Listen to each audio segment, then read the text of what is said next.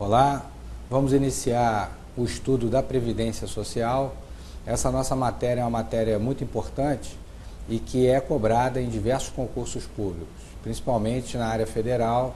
É uma matéria que é exigida com arguição específica nos concursos, nos diversos concursos para juiz federal substituto, no Ministério Público Federal também, nos concursos na área de trabalho, como juiz do trabalho e Ministério Público do Trabalho, além de técnico judiciário do trabalho, sempre que há alguma coisa de direito previdenciário. No âmbito federal ainda, nos concursos da Advocacia da União, no concurso especificamente para advogado da União, Procurador Federal e Procurador da Fazenda. No âmbito, além de cair na Defensoria Pública da União. No âmbito dos estados, em geral, essa matéria é objeto de arguição nos concursos da Defensoria Pública. Em alguns estados da Federação começa a ser cobrado também no âmbito da magistratura estadual e do Ministério Público Estadual. Então, a matéria é muito importante, o direito previdenciário. Aos poucos, vem se transformando em matéria obrigatória no âmbito das faculdades. E nós vamos colocar o nosso foco aqui, principalmente nesse primeiro momento, nesse módulo de direito previdenciário, no estudo do regime geral de previdência social. Então, nós vamos ver um primeiro bloco mais conceitual no âmbito da Seguridade Social. Vamos ver o conceito, as características da Seguridade e os direitos espécie que vão compor a Seguridade Social. E depois nós vamos avançar no estudo do regime geral de previdência social. Eu preparei, então, nesse primeiro bloco, 2 arquivos. Um primeiro arquivo sobre a Seguridade Social e um outro sobre o regime geral de previdência, a parte de conceitos, definição de quem é o INSS, sua natureza jurídica, a competência da Justiça para julgar as questões de interesse do INSS e a definição dos beneficiários.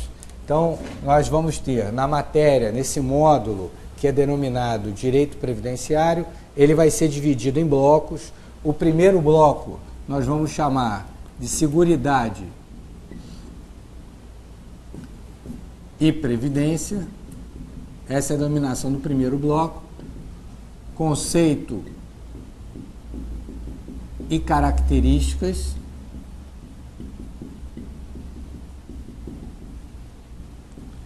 Esse módulo, ele está dividido nas seguintes aulas. Uma primeira aula sobre Seguridade Social, que é essa aula que nós estamos. Vai haver uma outra aula sobre Previdência, em que nós vamos ver a estrutura da Previdência e conceito de Previdência. Aqui nós vamos estudar também, como eu disse, a natureza do INSS, a competência da Justiça para julgar as ações de interesse do INSS. E vamos ter um módulo de jurisprudência, uma aula de jurisprudência. Nessa aula, vocês vão ter, localizado na matéria desenvolvida na parte teórica, as principais decisões do Supremo Tribunal Federal, do Superior Tribunal de Justiça, da Turma Nacional de Uniformização dos Juizados Especiais Federais. Nós vamos ter, então, somente em relação a essa parte teórica, a jurisprudência, e vamos fazer também uma folha de exercícios de fixação da matéria. Então, o primeiro bloco do módulo de Direito Previdenciário é denominado Seguridade e Previdência e é dividido nessas horas de aula, ok? Depois nós passamos para um outro bloco e assim vamos avançando na nossa matéria. Então, essa nossa primeira hora é uma hora sobre Seguridade Social. Vamos colocar lá no slide. Então, eu passo para vocês aqui uma bibliografia indicada. Esses são livros que se equivalem.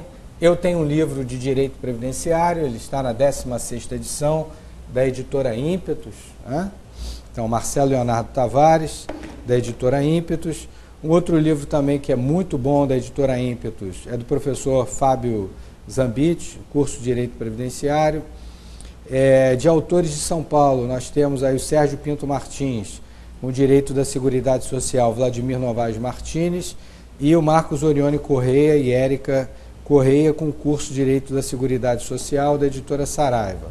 Temos também o Carlos Alberto Pereira de Castro e João Batista Lazari, também da LTR, e, por fim, o Eduardo Rocha Dias e José Leandro Monteiro de Macedo, curso Direito Previdenciário. Então, esses livros, eles se equivalem, são todos cursos de Direito Previdenciário, todos eles abrangem não apenas a matéria específica que vai ser dada aqui nesse módulo, que é a parte de benefícios e serviços, mas abrange também a parte de custeio, a parte tributária da Previdência Social, cuja capacidade de cobrança, de arrecadação hoje é integralmente da União.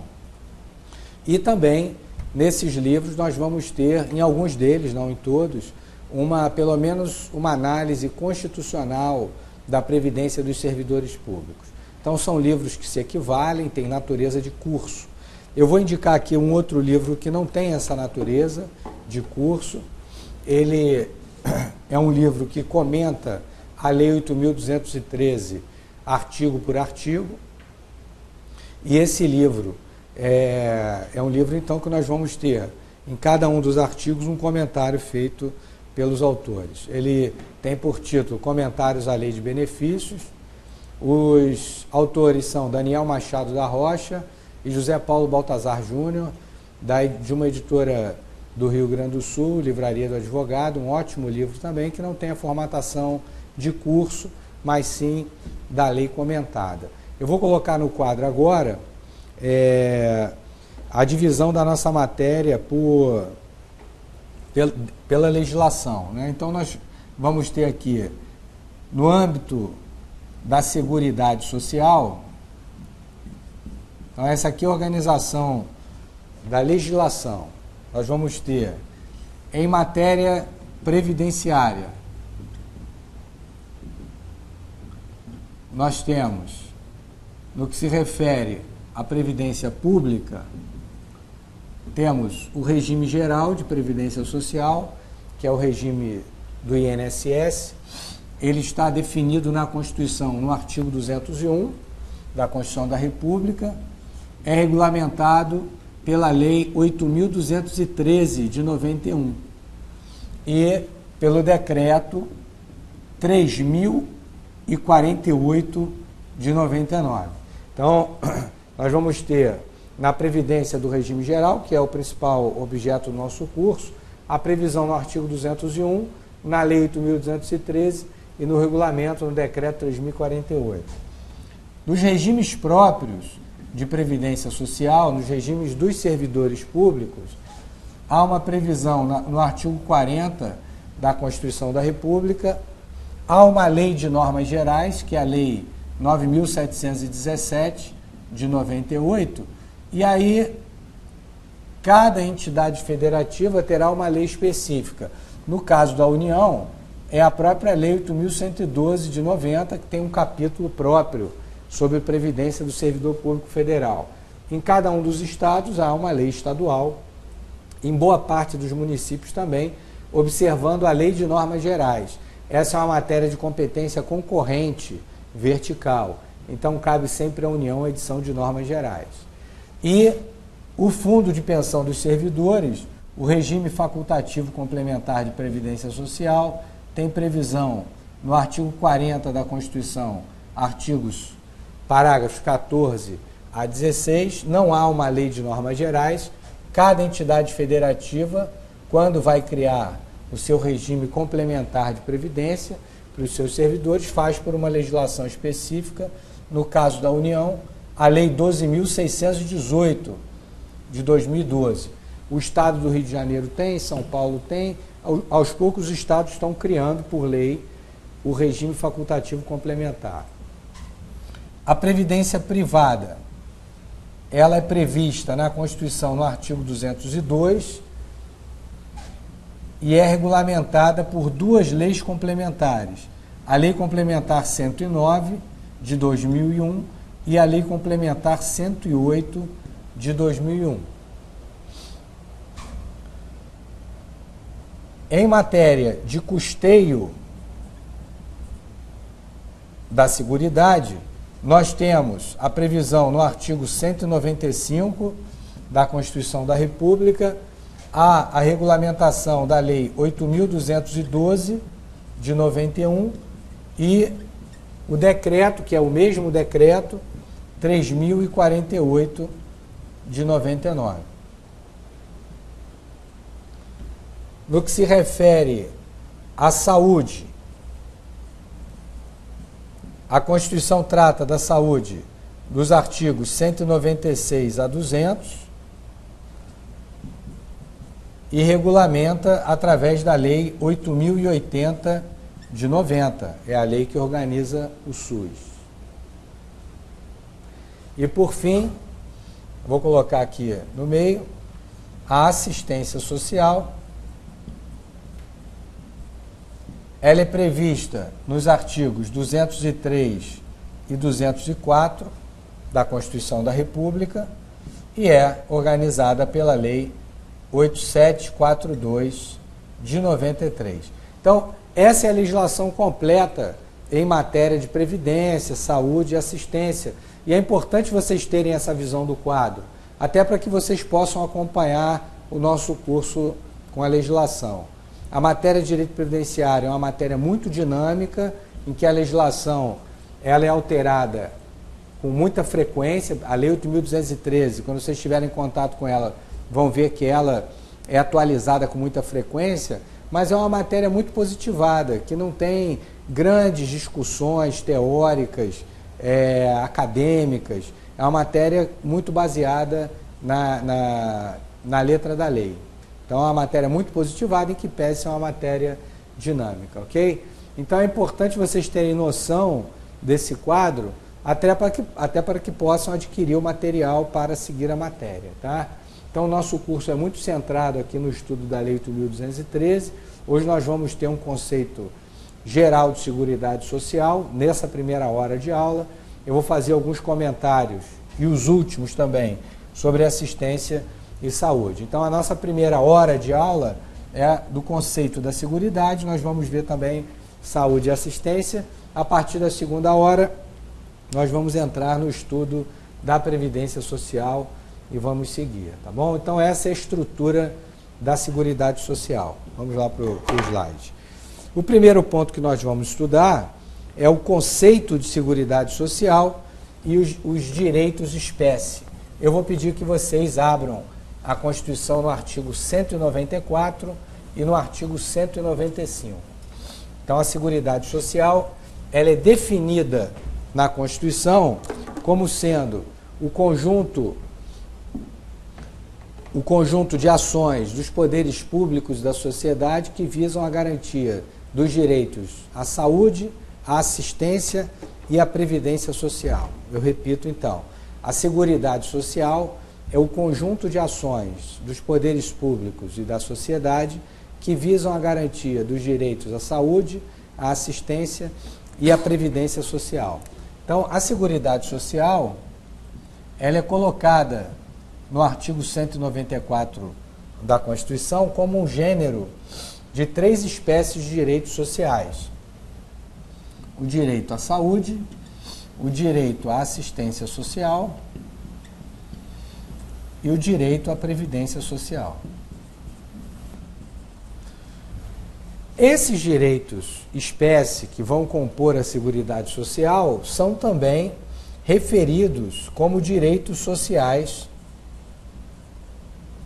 no artigo 6º da Constituição, ao lado de outros direitos, como o direito ao trabalho, como o direito à educação, como o direito ao lazer, o direito à habitação.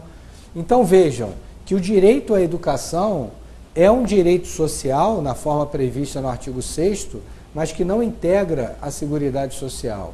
Isso é relevante, inclusive, sob o aspecto tributário, porque quando a Constituição fizer previsão das contribuições para a Seguridade Social, haverá uma vinculação financeira obrigatória com gastos na área de saúde, de assistência e de previdência. Então, o que o Estado, o que a União arrecada com contribuição para a Seguridade Social não pode ser gasto em educação, a não ser que haja um mecanismo que algumas vezes já foi previsto por emenda constitucional, que é a DRU, a DRU, desvinculação da Receita da União. Então, através da desvinculação da Receita da União, algo que foi arrecadado com o destino certo para a Seguridade Social, por previsão constitucional, pode ser gasto em outra área de atribuição da União.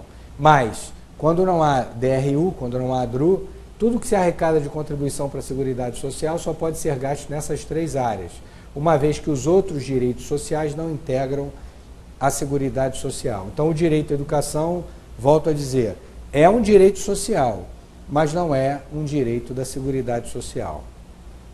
Por seu turno, os direitos sociais são enquadrados como direitos fundamentais no título 2º da nossa Constituição, ao lado dos direitos individuais e coletivos, dos direitos de nacionalidade e dos direitos políticos. Por que eu coloquei esse quadro? Principalmente para mostrar para vocês que a natureza jurídica da Previdência Social é uma natureza de direito fundamental, pelo menos na forma prevista da Constituição. Então, a Previdência integra a Seguridade, que é referida como um direito social, prevista como um direito fundamental. É certo que na doutrina existem três correntes sobre a natureza fundamental dos direitos sociais prestacionais. A Previdência é um direito social prestacional, isto é, ela é entregue ou através de uma obrigação de pagar, de dar dinheiro, ou de uma obrigação de fazer. Então, os direitos sociais, na maior parte, são direitos prestacionais. É certo que existem alguns direitos sociais que são direitos ligados a uma obrigação de não fazer, uma abstenção, um direito denominado direito negativo, como é a livre associação sindical, o direito de greve, são direitos negativos. O que se espera do Estado é que ele se abstenha na coação àquele exercício da liberdade. Então, o Estado deve se abster de atrapalhar o exercício da liberdade. O direito à greve, portanto, o direito à livre associação sindical é um direito social da liberdade, um direito negativo. Mas a maioria dos direitos sociais é de direito social prestacional, que vai envolver uma obrigação de pagar ou uma obrigação de fazer, que é o direito, um dos direitos prestacionais sociais é o direito previdenciário.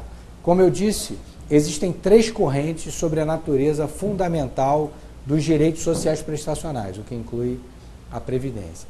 A primeira corrente, que é uma corrente mais tradicional para os autores de direito constitucional mais antigos, como Raul Machado Horta, entre outros, Celso Ribeiro Bastos, é uma corrente, e Paulo Bonavides também, é uma corrente que afirma que os direitos sociais são direitos fundamentais, porque há uma previsão constitucional enquadrando os direitos sociais como direitos fundamentais e também há uma previsão no parágrafo 1º do artigo 5º de que os direitos fundamentais são previstos por normas de aplicabilidade imediata. Então, essa é uma primeira corrente chamada corrente da máxima efetividade. Aqui enquadra o direito previdenciário como direito fundamental. Uma segunda corrente, no extremo oposto, afirma que os direitos sociais prestacionais não são direitos fundamentais, porque eles envolvem gasto público e o gasto público tem que ser previsto em lei, o que enfraquece a fundamentalidade deles, a possibilidade deles serem fundamentados diretamente na Constituição. Então, entendam bem esse raciocínio. Como o direito prestacional para essa corrente custa dinheiro e o dinheiro público tem que estar previsto no orçamento, isso retira a possibilidade deles serem invocados diretamente da Constituição. Tem que haver previsão de gasto para que eles sejam garantidos na lei orçamentária. Então, como isso enfraquece a natureza fundamental desses direitos, esses direitos não seriam propriamente direitos fundamentais, seriam direitos observados na medida do possível, na medida em que exista disponibilidade orçamentária.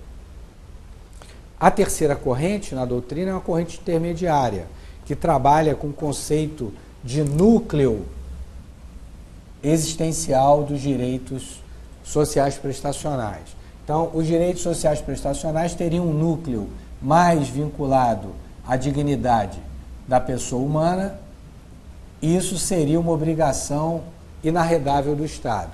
Então, o Estado teria uma obrigação constitucional de garantir um mínimo existencial nos direitos sociais prestacionais, o que envolve a Previdência. Portanto, para essa corrente, denominada corrente do mínimo existencial, todos os direitos prestacionais, o que inclui a Previdência, teriam um núcleo ligado à dignidade da pessoa humana, um núcleo fundamental, e a partir daí haveria um direito à proteção na medida do possível, na medida do limite orçamentário, sendo legítimo ao Estado aumentar essa disponibilidade de gasto ou diminuir. Tá?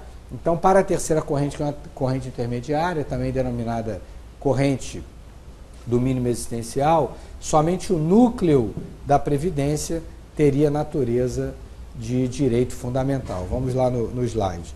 Então, nós temos aí o conceito de Seguridade Social como um conjunto de ações dos poderes públicos que visam a garantia desses três direitos que são espécie: o direito à saúde, o direito à assistência e o direito à previdência social. E a Constituição, como está no slide, ela prevê a Seguridade Social nos artigos 194 e 195, prevê o direito à saúde nos artigos 196 a 200, a assistência nos artigos 203 e 204 e a previdência social no artigo 201, naquilo que interessa ao regime geral, no artigo 202 a previdência privada e o artigo 40 em relação aos servidores públicos. Eu gostaria que vocês abrissem a Constituição no parágrafo único do artigo 194, porque existem princípios previstos nesse parágrafo único do artigo 194 que vão inspirar todos os direitos de espécie da Seguridade Social. Abram lá, então, o artigo 194. O parágrafo único prevê universalidade da cobertura e do atendimento. Então, a partir da Constituição de 88, houve uma tendência para que a previdência e a assistência e a saúde se tornassem mais abrangentes possíveis, né? Então, a tendência é a universalidade. Com isso, depois da Constituição de 88, por exemplo, acabou o INAMPS, que era um sistema de saúde vinculado somente para os filiados do antigo INPS, somente para os filiados da Previdência Social, e a saúde se tornou universal. No âmbito da Previdência, esse princípio da universalidade aumentou o rol de benefícios e também trouxe mais filiados para a Previdência Social com conceitos de atividades laborais que antes não eram previstas na proteção previdenciária. O segundo princípio, previsto aí no inciso 2º do parágrafo único do artigo 194, é a uniformidade e equivalência dos benefícios e serviços às populações urbanas e rurais. Então, a partir da Constituição de 88, ficou vedada a existência de discriminação entre populações urbanas e rurais. O empregado rural passou a ter os mesmos direitos do empregado urbano. Um trabalhador avulso rural tem os mesmos direitos de um trabalhador avulso urbano. O terceiro princípio é o princípio da seletividade e distributividade na prestação dos benefícios e serviços. Então, a Previdência, apesar dela ter um encaminhamento depois da Constituição de 88 para a universalidade, ela também deve ser seletiva. Existem alguns benefícios que não são devidos a todos os segurados. Então, é legítimo que a lei construa critérios razoáveis de discriminação e, eventualmente, entregue determinados benefícios para um tipo de trabalhador e não para outros, desde que essa discriminação seja razoável. Por exemplo, o salário família, ele só é previsto para pessoas de baixa renda. E, mesmo assim, só é previsto para o empregado, o trabalhador avulso e o empregado doméstico. Um contribuinte individual não recebe salário família. Então, isso se dá em virtude da aplicação do princípio da seletividade. Eu queria que vocês vissem que a universalidade é antagônica à seletividade. E isso deve ser visto de acordo com o sistema de ponderação de princípios constitucionais. Quer dizer, esses dois princípios da universalidade e da seletividade, eles podem conviver tendo áreas de atuação de respeito em relação a um e outro. É possível também que um desses princípios seja mais incisivo numa área da Seguridade Social, como por exemplo a saúde, do que em outra. É de notar que o princípio da universalidade ele é mais incisivo na saúde do que na Previdência. A Previdência tem um encaminhamento mais seletivo do que a saúde. Então, apesar desses princípios que nós estamos estudando no parágrafo único do artigo 194, serem princípios aplicáveis à Previdência, à saúde e à assistência, eles não são aplicados com a mesma intensidade. Ok? Um outro princípio é a irredutibilidade do valor dos benefícios. Então, os benefícios eles não podem ser reduzidos no seu valor nominal e, mais do que isso, os benefícios eles devem manter o poder aquisitivo, que a Constituição denomina de valor real. A Constituição não quer que os benefícios da Previdência sofram perda inflacionária, sejam corroídos pela inflação. Então, a Constituição garante não apenas a irredutibilidade do valor dos benefícios, mas a manutenção do valor real dos benefícios. O outro princípio é a equidade na forma de participação do custeio. Então, contribuintes que estejam na mesma situação fática devem ser tratados de forma igual. Contribuintes que não se encontram na mesma situação fática podem ser discriminados desde que essa discriminação tenha fundamento, tenha base razoável, base proporcional para a discriminação. Por exemplo, a Constituição prevê a possibilidade de a fixação de alíquotas vinculadas ao uso mais intenso ou menos intenso da mão de obra. É o que acontece no sistema financeiro. As instituições do sistema financeiro, bancos, seguradoras, pagam uma alíquota de contribuição patronal maior do que as outras empresas de outra natureza. A Constituição define também como outro princípio a diversidade na base do financiamento.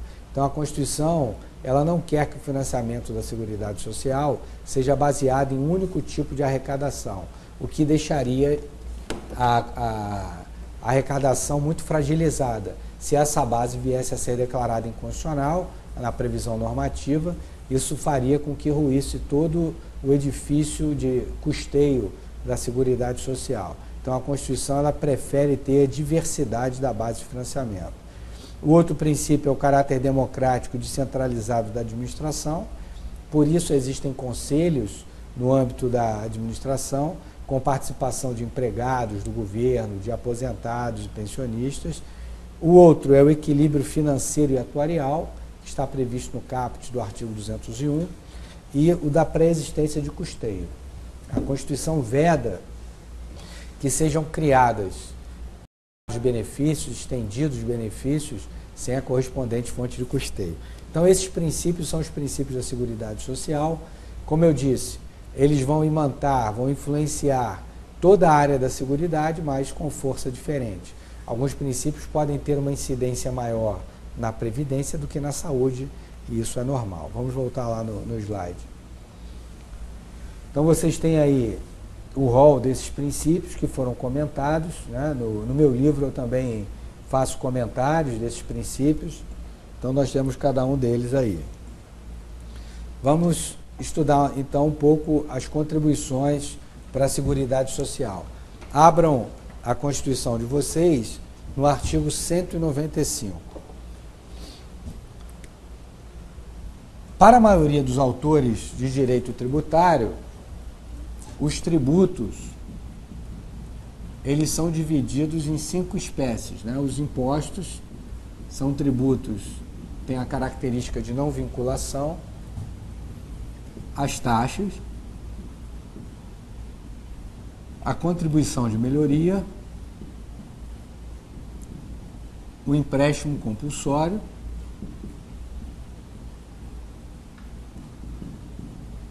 e as contribuições sociais.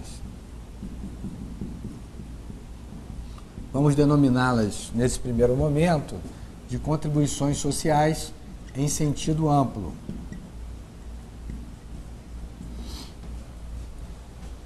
Aqui entram contribuições que vão não apenas garantir direitos sociais, mas também que vão garantir a intervenção do Estado na ordem econômica e social e a fiscalização de categorias profissionais.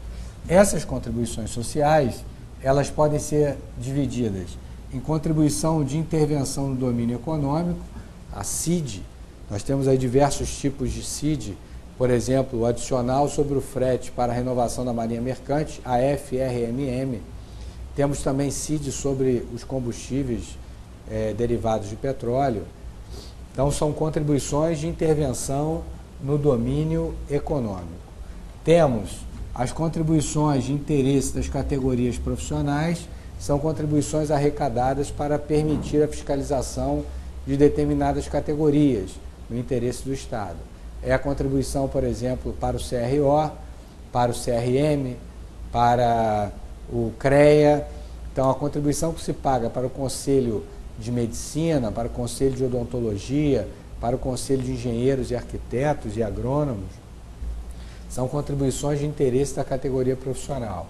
Temos a contribuição de iluminação pública prevista na Constituição e outras contribuições sociais, que agora nós vamos denominar de contribuições em sentido estrito. Essas contribuições sociais são tributos vinculados ao oferecimento de uma contraprestação em benefício de direito social. Então, toda vez que o Estado arrecada uma determinada contribuição e coloca à disposição das pessoas um espectro de proteção de direitos sociais prestacionais, essas contribuições são contribuições sociais em sentido estrito.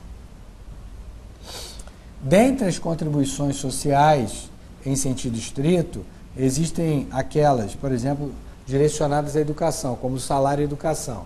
E existem contribuições para a Seguridade Social. Essas é que são previstas no artigo 195. As contribuições para a Seguridade Social, elas então serão arrecadadas com vinculação financeira a gastos em saúde, em assistência social e em previdência social.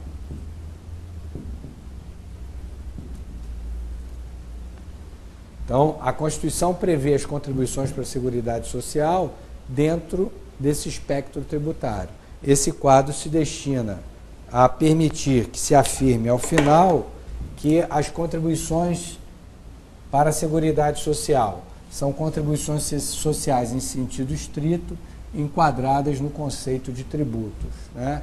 Então, é um quadro que é construído por dedução e nós chegamos desde a definição dos tributos até a definição das contribuições para a Seguridade Social como uma modalidade de contribuição social destinada à manutenção das seguintes prestações sociais: a saúde, a assistência social e a previdência social. A educação é um direito da Seguridade Social? Não. Então, o que se arrecada de contribuição para a Seguridade Social não pode servir para fazer gasto no âmbito da educação. Abram, por favor, o artigo 195 da Constituição. Nós vamos ver quais são essas contribuições para a Seguridade Social.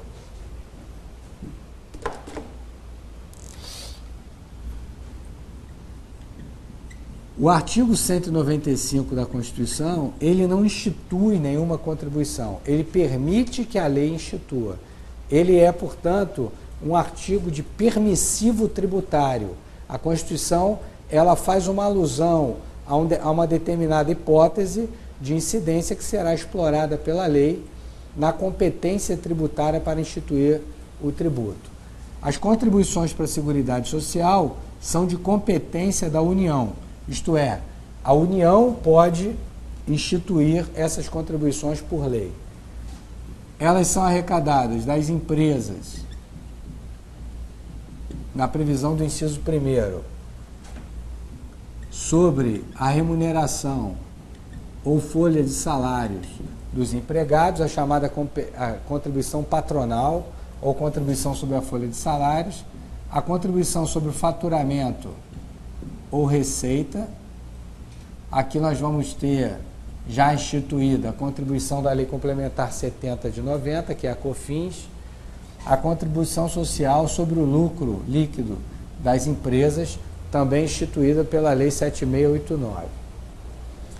Temos a contribuição dos segurados do regime geral, não incidindo sobre aposentadorias e pensões.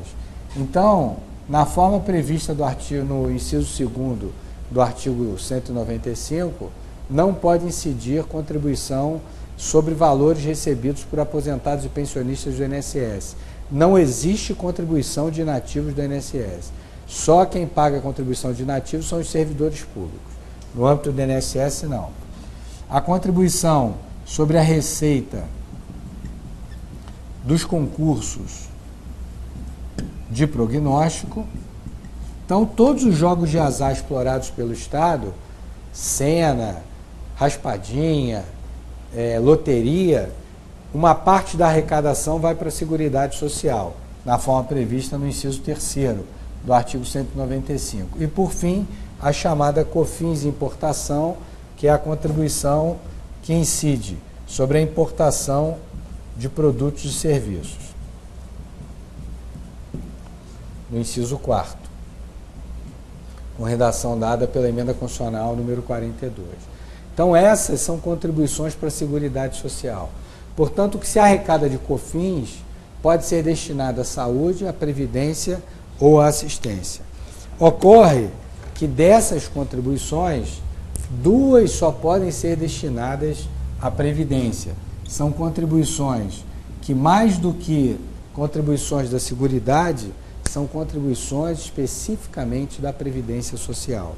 São elas a contribuição patronal e a contribuição dos segurados. Isso pela previsão do artigo 167, inciso 11 da Constituição. O inciso 11 do artigo 167 da Constituição, dentro do título da ordem financeira, veda que o que se arrecade de contribuição patronal e contribuição de segurado seja gasto em outro ambiente que não seja o ambiente do regime geral de previdência social. Então, o que se arrecada de contribuição dos segurados do INSS não pode ir para a saúde nem para a assistência. O que as empresas pagam de contribuição sobre a folha de salários não pode ser direcionado para a saúde e assistência. Essas contribuições assinaladas de vermelho, portanto, além de serem contribuições para a Seguridade, são estritamente contribuições previdenciárias, só podem ser destinadas à Previdência Social. Então, esse é o quadro do universo da admissibilidade das contribuições para a Seguridade Social. Além disso, o artigo 195, parágrafo 6º, parágrafo 4º, prevê que a União possa instituir outras contribuições que não essas admitidas nos incisos do artigo 195, desde que observe a previsão do artigo 154, inciso 1º. Então, da combinação do artigo 195, parágrafo 4º, com o 154, inciso 1º, nós temos que, para que a União institua outras contribuições não previstas nesses incisos, ela deve fazer por lei complementar, não pode ser cumulativa, não pode ter mesma base de cálculo e hipótese de incidência que outras contribuições para a Seguridade Social.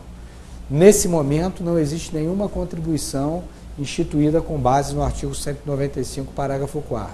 Historicamente, existe a contribuição instituída pela Lei Complementar 84 de 96, que hoje está revogada.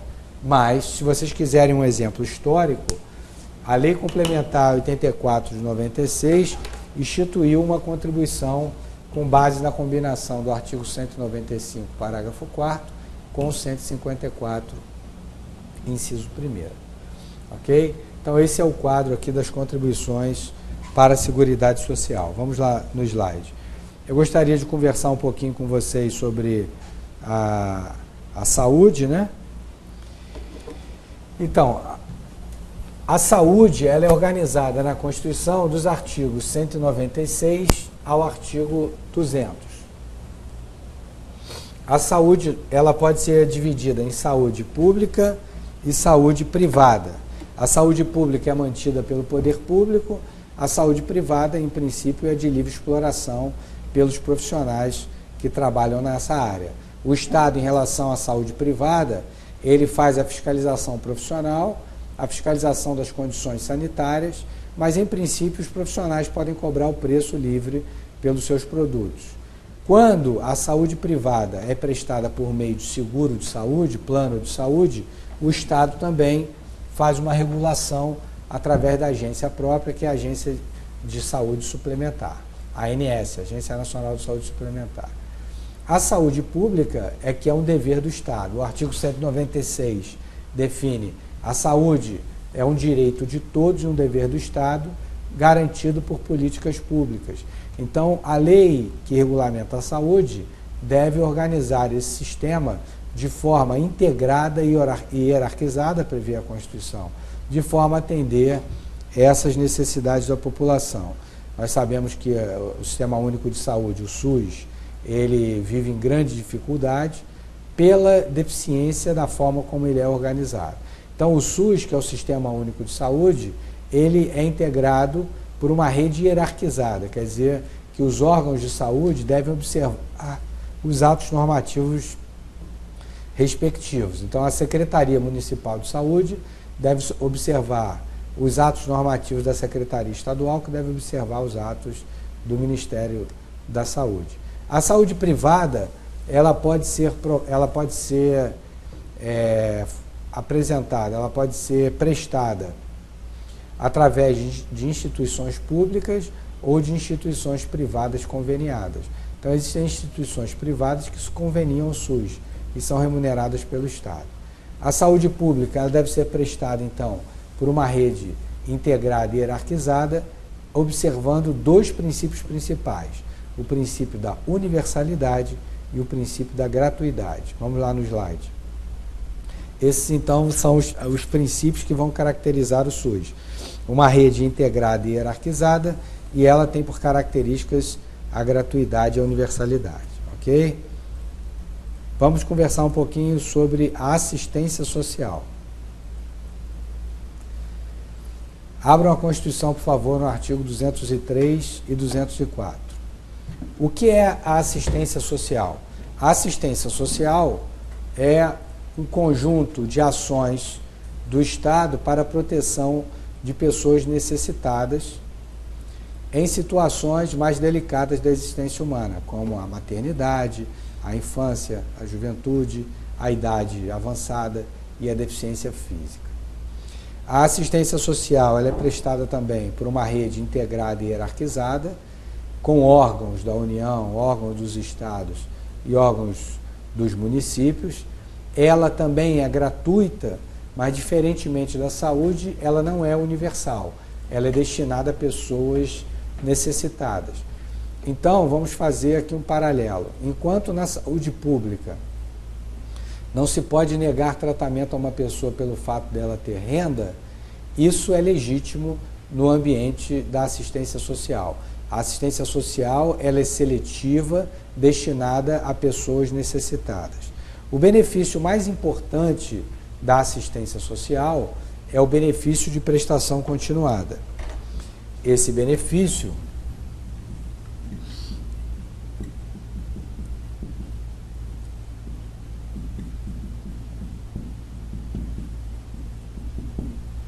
ele consiste no pagamento de um salário mínimo à pessoa idosa ou ao deficiente físico,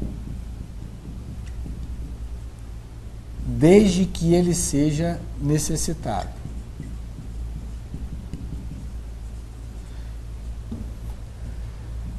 É previsto no artigo 203, inciso 5º da Constituição e regulamentado pelo artigo 20 da Lei 8742 de 1993, a Lei Orgânica da Assistência Social, LOAS. Então, para que a pessoa possa fazer jus a esse benefício de um salário mínimo, ela tem que ser idosa e necessitada ou deficiente físico e necessitado. O requisito da necessidade, portanto, ele tem que estar previsto nos dois casos, tanto para o idoso quanto para o deficiente físico. Quem vai definir o requisito etário para a fruição desse benefício de um salário mínimo? É o Estatuto do Idoso. Então, o Estatuto do Idoso, no artigo 34, ele define que o idoso, para o fim de receber o benefício de prestação continuada, é a pessoa maior de 65 anos, sendo homem ou mulher. Essa idade de 65 anos, ela é criticada por uma parte da doutrina por ser o mesmo requisito etário para aposentadoria por idade. Então, o Estado estaria tratando da mesma forma uma pessoa de 65 anos que tenha contribuído a vida inteira e vai se aposentar por idade, eventualmente com o recebimento de um salário mínimo. Da mesma forma, o Estado está tratando uma pessoa que não contribuiu e vai receber o mesmo valor de um salário mínimo ao atingir o mesmo requisito etário de 65 anos.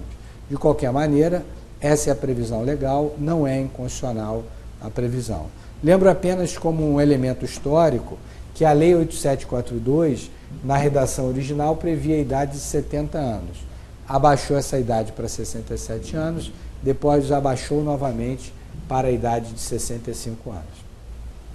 O outro requisito é a deficiência física, que não é, na assistência social, apenas uma incapacidade para o trabalho. É a incapacidade para o trabalho e a dificuldade de inserção no ambiente social.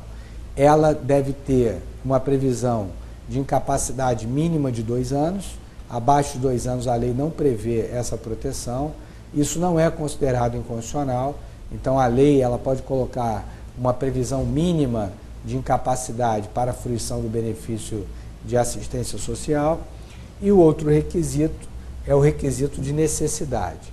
O inciso 5º do artigo 203 prevê o benefício, ele é pago para o idoso ou deficiente físico que não tiver como prover a própria manutenção ou tê-la provida pela família. É o artigo 20, parágrafo 3º da Lei Orgânica da Assistência Social que vai definir: necessitado é aquele que recebe renda familiar per capita inferior a 1/4 do salário mínimo. Então vejam, para a Constituição, a renda familiar deve ser dividida pelo número de integrantes da família, então renda familiar por cabeça, per capita, inferior a 1/4 do salário mínimo. Esse requisito de necessidade, ainda na década de 90, foi submetido ao controle de constitucionalidade no Supremo, na ADI 1232, na qual o Supremo declarou a constitucionalidade dessa previsão. Então, o Supremo, na primeira apreciação que fez quanto à constitucionalidade do parágrafo 3º do artigo 20, considerou constitucional. Então, ele estaria atendendo à Constituição. Posteriormente, houve uma reapreciação pelo Supremo Tribunal Federal no julgamento do recurso extraordinário 567985. Então, no RE 567985, o Supremo Tribunal Federal declarou a inconstitucionalidade, sem pronunciar a nulidade, do parágrafo 3º do artigo 20, considerando que ele é constitucional, mas não é inválido, isto é, apesar de ser inconstitucional, não foi declarada a invalidade, ele continua inserido no ordenamento jurídico para servir como um patamar mínimo de decisão judicial na apreciação do caso concreto. Então, o Supremo não invalidou essa previsão da exigência da renda familiar per capita inferior a 1/4 do salário mínimo, mas esse hoje não é um conceito absoluto. Uma outra decisão importante nessa matéria foi adotada pelo Supremo Tribunal Federal no julgamento do RE 580963. Então, no RE 580963, o Supremo Tribunal Federal entendeu que a existência de uma pessoa na família que receba benefício de assistência social, seja ele benefício de assistência para o idoso ou deficiente físico, e mesmo a existência de um benefício previdenciário no valor de um salário mínimo, não é computado na renda familiar per capita para o fim de negar um benefício previdenciário para uma outra pessoa da família. Então, imagine que nós tenhamos aqui um casal de pessoas idosas e uma delas receba um benefício assistencial de um salário mínimo. Como esse valor não é computado na renda familiar per capita para calcular o benefício dessa outra pessoa, ela também receberá um salário mínimo, uma vez que excluída essa renda, que não será contada, a renda familiar será zero. Então, o artigo 34 do Estatuto do Idoso prevê: a concessão de um benefício para o idoso não impede a concessão do benefício para o outro idoso, uma vez que a concessão do primeiro benefício não é computada na renda familiar per capita. O que o Supremo fez no julgamento do RS 580963 foi estender essa previsão do artigo 34 do Estatuto do Idoso também para a percepção de um salário mínimo do deficiente físico e mesmo a percepção do benefício previdenciário de um salário mínimo. Então, dessa forma, o Supremo Tribunal Federal passou a afirmar como tese que o pagamento de um salário mínimo de benefício de assistência social para o idoso ou deficiente físico e mesmo o pagamento do benefício previdenciário de um salário mínimo não deve ser computado na renda familiar per capita para impedir o pagamento de um outro benefício. Vamos lá no slide. Então, a Constituição prevê a possibilidade da instituição de várias prestações, benefícios, serviços e assistência. Mais importante é o pagamento desse um salário mínimo. A assistência, ela observa essas características, uma rede integrada e hierarquizada de órgãos da União, dos estados e municípios. Ela é gratuita, mas não é universal, ela é destinada aos necessitados. O benefício mais importante é esse benefício de um salário mínimo, que é o benefício de prestação continuada, previsto no artigo 203, inciso 5º e artigo 20 da Lei 8742, e fica o registro desses dois recursos extraordinários importantíssimos que foram julgados pelo Supremo. No primeiro, o Supremo declarou a inconstitucionalidade, mas não pronunciou a nulidade do artigo 20, parágrafo 3º, e no segundo, o Supremo estendeu a previsão do artigo 34 do Estatuto do Idoso para outras previsões de percepção de benefício assistencial ou previdenciário de um salário mínimo. Isso não será computado na renda familiar per capita para o fim de impedir a concessão do benefício para uma segunda pessoa da família. Então, esse foi o objetivo dessa nossa primeira hora de aula, dar um quadro abrangente da Seguridade Social e também explicar como funciona a saúde pública, principalmente, e a assistência social.